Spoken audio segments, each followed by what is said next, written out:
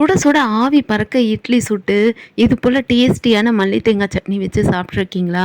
செம்ம டேஸ்டியாக இருக்குங்க. வழக்கமாக சாப்பிட்றத விட இந்த சட்னிக்கு 2 எக்ஸ்ட்ராவே சாப்பிடுவீங்க.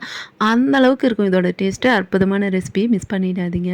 டேஸ்டியான மல்லி தேங்காய் சட்னி பண்ணுறதுக்காக ஒரு மிக்ஸி ஜாரில் ஒரு கைப்பிடி கட் பண்ண தேங்காய், 2 ஸ்பூன் பொட்டுக்கடலை, 2 ஸ்பூன் தயிர், 1/4 கைப்பிடி மல்லித்தழை, 3 கருவேப்பிலை இலைகள், 3 பச்சை மிளகாய் சேர்த்துக்கோங்க.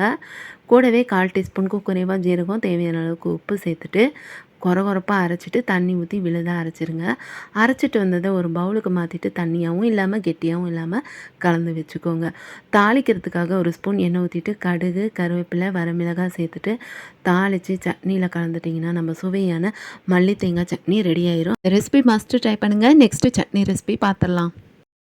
ஈஸியாக டேஸ்டியாக சுருக்குன்னு இட்லி தோசைக்கு சட்னி அரைக்கணுன்னா இந்த சட்னி ட்ரை பண்ணி பாருங்கள். அடுப்பில் கடாய் வச்சுட்டு 2 டேபிள் ஸ்பூன் எண்ணெய் ஊற்றிக்கோங்க.